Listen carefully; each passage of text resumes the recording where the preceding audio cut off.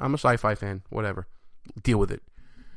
Point being, I think that the consumers are tired of being insulted. We see that they're not tuning into your Emmy shows anymore.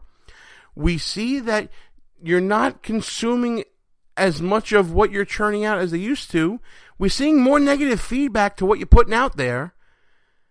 I think, folks, it's time to build a new business model for your art. Because whether you like it or not, you're talking about consumer art, not necessarily, art for the sake of creating and starving art. Consumer art, film, TV, music, comedy, etc., theater as well. How about you change your business model a little bit? How about you ratchet down your, I don't want to call it imposition, but yeah, your imposition of your personal views and infusing it into your art. You're entitled to have your views, and then the story of a piece of art that is in this media can be driven by those views if it's relevant to the story. But don't do it for the sake of doing it, because it's just going to offend people. Same thing on the other side. Don't just mention things to offend people. Let it have a purpose, and let it be entertaining. When was the last time we were entertained? I've been watching a lot of lately, in prep for this show, really. Remember the Dean Martin celebrity roasts?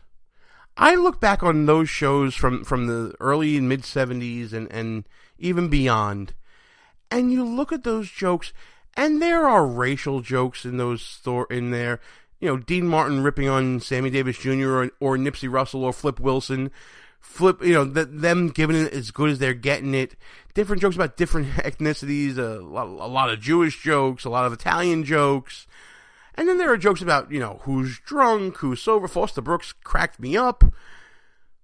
Point being, the society back then knew when a joke was a joke and didn't really care about the political implications of the joke and the 24-hour news cycle of the joke, because there was none back then. Could you imagine taking those jokes and bringing it into this era?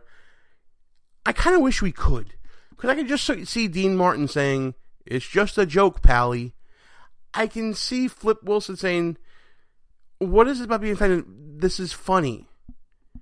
Because we're able to laugh at ourselves and other people. We've lost that here because we've interwoven our politics and our political correctness with our media and what we churn out to the point where creativity is suffocated.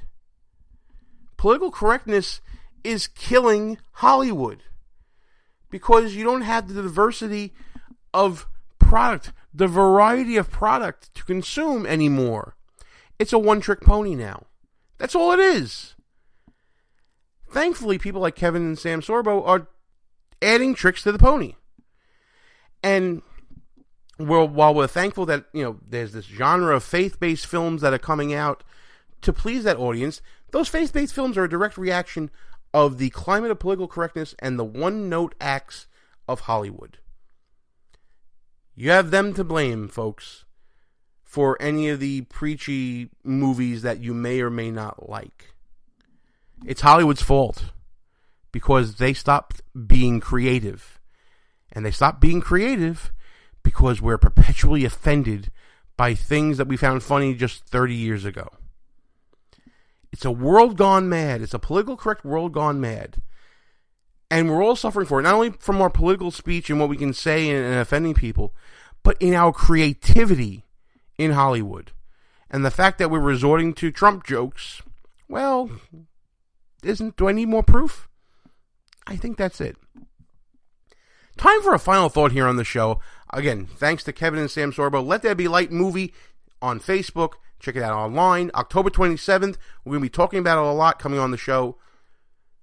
Folks, go see this movie. It's not only a great message as far as I'm concerned, but it's also going to be highly entertaining. When you see the cast that's involved here, pretty cool, nice cast, great casting choices, great message, great film. Can't wait to see it. You should go see it too.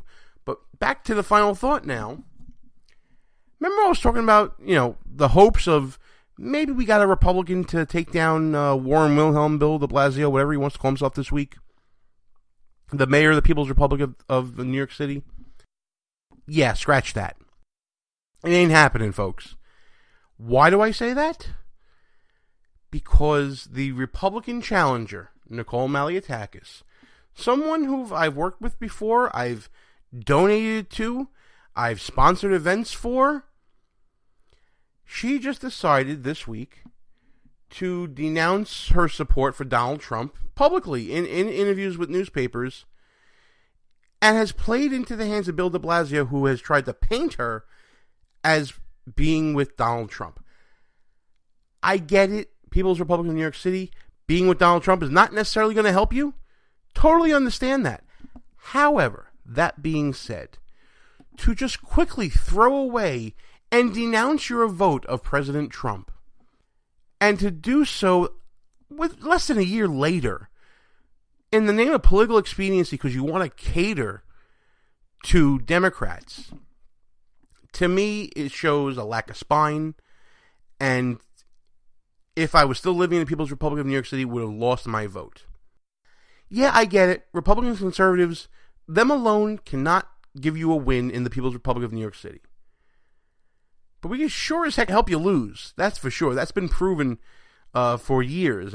My pal Russell Gallo actually said, you can't win with just Republicans, but we sure help you lose. And here's why. When you abandon your core values, you abandon your base. Where is the energy for your campaign?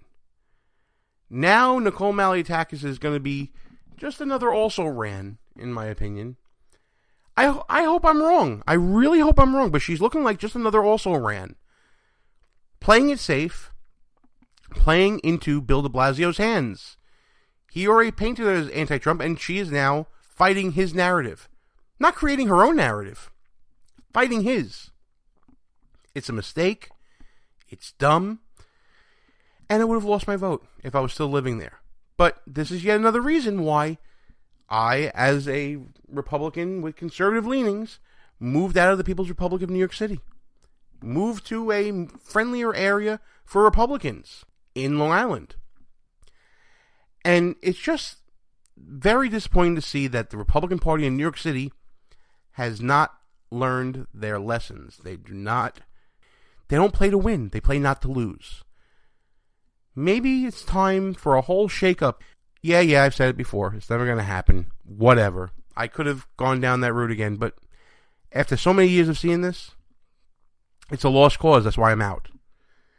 And that'll do it for this week's show, folks. Thanks for listening to the show. Like I said, check out Kevin and Sam's movie, Let There Be Light. We'll be back next week with another great show. But until then, from the People's Republic of New York, Gene Baradelli behind enemy lines, it's time to shut this sucker down.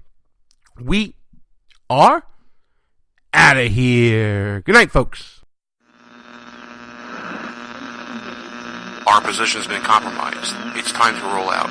Report for debriefing at www.behindenemylinesradio.us and look for regular communications via Facebook and Twitter at BEL_radio. You are the resistance. Behind Enemy Lines. A rock radio production. Back in 7 days. Out.